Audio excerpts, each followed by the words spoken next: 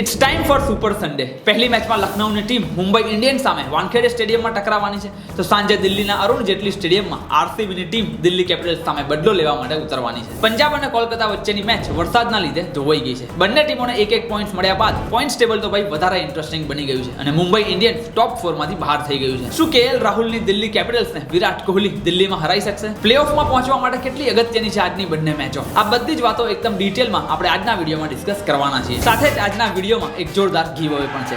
Yes ભાઈ, give અવે આવી ગયું છે. ઘણા બધા લોકો યુટ્યુબના વિડીયોમાં કમેન્ટ્સ કરતા હોય છે કે ઈશાનભાઈ ગીવ અવે ક્યારે લઈને આવશો? આઈપીએલ ચાલી રહી છે તો એટલીસ્ટ ગીવ અવે તો કરો. તો ભાઈ ફાઇનલી આપણી આ યુટ્યુબ ચેનલમાં આજથી દરેક વિડીયોમાં એક જોરદાર ગીવ અવે રહેવાનું છે કે જેમાં તમે ફક્ત 2 સિમ્પલ સવાલોના જવાબ આપીને 1000 ડાયરેક્ટ યુપીઆઈ જીતી શકો છો. તો આજના ગીવ અવેના આ બંને સવાલો જાણવા માટે આ વિડીયો એન્ડ સુધી ખાસ જોજો. હવે વિડીયો ચાલુ કરીએ એની પહેલા જો તમે હજુ સુધી આ ચેનલને સબસ્ક્રાઇબ નથી કર્યું તો ભાઈ અત્યારે નીચે આપેલા લાલ બટન ઉપર ક્લિક કરીને સબસ્ક્રાઇબ કરી દેજો, કારણ કે હું આઈપીએલ ને લગતા આ જ પ્રકારના ઇન્ટરેસ્ટિંગ વિડીયોઝ ડેઈલી આપણી ગુજરાતી ભાષામાં બનાવતો હોઉં છું. હેલો ફ્રેન્ડ્સ, તમે જોઈ રહ્યા છો આઈપીએલ ની વાતો વિથ ઈશાન જોશી. કેમ છો ભાઈ? મજામાં? સૌથી પહેલા તો ગઈકાલે રમાયેલી મેચની વાત કરીએ તો વરસાદના લીધે કોલકાતા અને પંજાબની મેચ રદ થઈ ગઈ હતી. એઝ અ રિઝલ્ટ બંને ટીમોને એક પોઈન્ટ મળી ગયા હતા. એટલે આ સાથે જ પંજાબ કિંગ્સની ટીમ 11 પોઈન્ટ સાથે ટોપ 4 માં આવી ગઈ છે અને મુંબઈ ઇન્ડિયન્સની ટીમ ટોપ 4 માંથી બહાર થઈ ગઈ છે. બીજી બાજુ કોલકાતાની વાત કરીએ તો પ્લેઓફમાં પહોંચવાનું હવે તેમના માટે સખત અઘરું થઈ જવાનું છે, કારણ કે કેકેઆરની ટીમ હજુ પણ 7 પોઈન્ટ ઉપર જ છે અને હવે તેમની ફક્ત 5 જ મેચો બાકી છે. એટલે જો કોલકાતાની ટીમને 16 પોઈન્ટ સુધી પહોંચવું હશે તો હવે તેમની બાકીની 5 મેચો જીતવી પડશે. હવે આજે રમાનારી મેચોની વાત કરીએ તો ભાઈ સૌથી પહેલા તો બપોરે લખનઉનો સામનો મુંબઈ ઇન્ડિયન્સ સામે તેમના જ હોમ ગ્રાઉન્ડ એટલે કે વાનખેડે સ્ટેડિયમમાં થવાનો છે. પિચની વાત કરીએ તો આપણે બધા જાણીએ છીએ કે મુંબઈના વાનખેડે સ્ટેડિયમમાં આપણને મોટા ભાગે બેટિંગ ફ્રેન્ડલી વિકેટ્સ જોવા મળતી હોય છે અને આ મેચ તો બપોરની છે એટલે ડ્યુ પડવાનો પણ કોઈ સવાલ નથી આવવાનો. એટલે આ મેચમાં આપણને બંને ટીમોના બેટ્સમેનો માટે એકદમ અનુકૂળ પિચ જોવા મળવાની છે. એટલે ઓફકોર્સ હાઈ સ્કોરિંગ મેચ થાય તેવી પૂરેપૂરી શક્યતાઓ છે. હવે બંને ટીમોના હેડ ટુ હેડ રેકોર્ડ્સની વાત કરીએ તો આઈપીએલના ઇતિહાસમાં મુંબઈ ઇન્ડિયન્સ અને લખનઉ સુપર જાયન્ટ્સ વચ્ચે અત્યાર સુધી ટોટલ 7 મેચો રમાયેલી છે. સરપ્રાઇઝિંગલી મુંબઈની ટીમ 7 માંથી ફક્ત એક જ મેચ જીતી શકી છે, જ્યારે લખનઉ સુપર જાયન્ટ્સની ટીમ ટોટલ 6 મેચો જીતેલી છે. એટલે હેડ ટુ હેડ રેકોર્ડમાં તો ભાઈ આપણને કમ્પ્લીટલી લખનઉની ટીમનો દબદબો જોવા મળ્યો છે. ઇનફેક્ટ આ આઈપીએલમાં પણ જ્યારે આ બંને ટીમો એકબીજાની સામે લખનઉમાં ટકરાઈ હતી ત્યારે મુંબઈ ઇન્ડિયન્સની ટીમને હારનો જ સામનો કરવો પડ્યો હતો. જો કે ભાઈ લખનઉ સામે મળેલી આ હાર પછી મુંબઈ ઇન્ડિયન્સનો રમવાનો અંદાજ બદલાઈ ગયો છે. રોહિત શર્મા ફોર્મમાં પાછા આવી ગયા છે,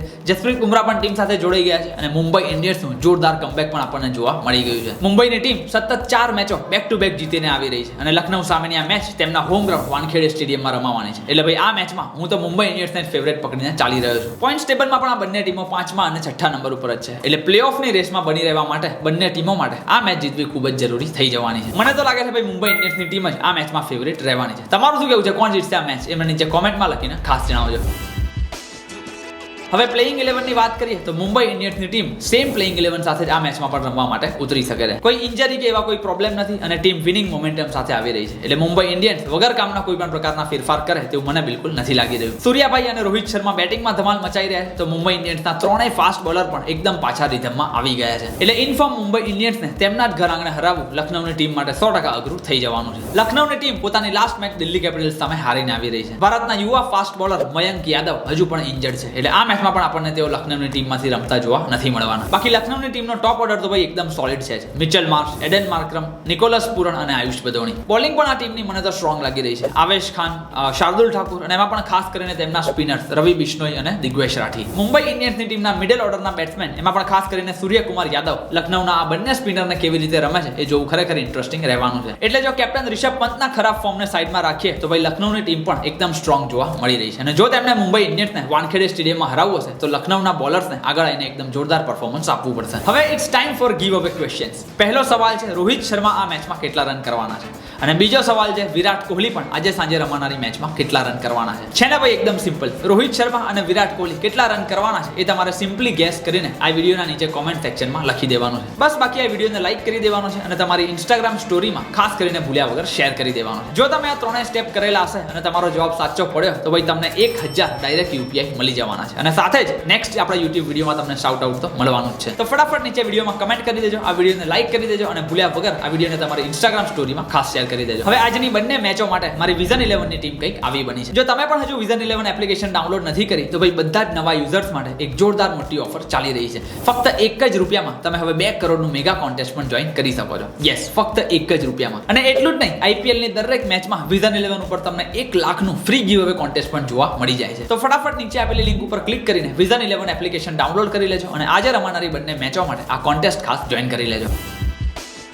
હવે જો આજની બીજી મેચની વાત કરીએ તો કિંગ વિરાટ કોહલીની આરસીબી નો સામનો અક્ષર પટેલની દિલ્હી કેપિટલ્સ સામે દિલ્હીના જ હોમ ગ્રાઉન્ડમાં થવાનો છે. હવે આમ જોવા જઈએ તો દિલ્હી એ વિરાટ કોહલીનું હોમ ગ્રાઉન્ડ છે. એટલે જ્યારથી કેએલ રાહુલે આરસીબીને તેમના જ હોમ ગ્રાઉન્ડ બેંગ્લોરમાં જઈને હરાવ્યું હતું અને પછી જે પ્રકારનું સેલિબ્રેશન કર્યું હતું કે this is my home ground, ત્યારથી જ આરસીબીના ફેન્સ રાહ જોઈ રહ્યા છે કે ક્યારે દિલ્હી અને આરસીબીની મેચ દિલ્હીના હોમ ગ્રાઉન્ડમાં આવે. તો ફાઇનલી આજે એ મોકો આવી ગયો છે. દિલ્હી કેપિટલ્સ અને આરસીબી આ બંને ટીમો અત્યારે આઈપીએલ 2025ના પોઈન્ટ્સ ટેબલના એકદમ ટોપ 3માં ચાલી રહી છે. એટલે જે પણ ટીમ આજની મેચ જીતશે એ ફાઇનલી ટોપ 2માં ફિનિશ કરવાનો પણ ટ્રાય કરી શકે છે અને જે ટીમ હારશે એના ઉપર ટોપ 4માં ટકી રહેવાનું પ્રેશર વધી જવાનું છે. હવે જો બંને ટીમોના હેડ ટુ હેડ રેકોર્ડ્સની વાત કરીએ તો અત્યાર સુધી આઈપીએલના ઇતિહાસમાં આરસીબી અને દિલ્હી કેપિટલ્સ વચ્ચે ટોટલ 32 મેચો રમાયેલી છે, જેમાંથી બેંગ્લોરની ટીમ 19 મેચો જીતેલી છે અને દિલ્હી કેપિટલ્સની ટીમ 12 મેચો જીતી શકી છે. એટલે ઓવરઓલ જોવા જઈએ તો આરસીબીની ટીમ થોડી આગળ ચાલી રહી છે, પરંતુ આ વખતે આઈપીએલ 2025માં ઓલરેડી દિલ્હી કેપિટલ્સની ટીમ આરસીબીને એક વખત તો હરાઈ ચૂકી છે.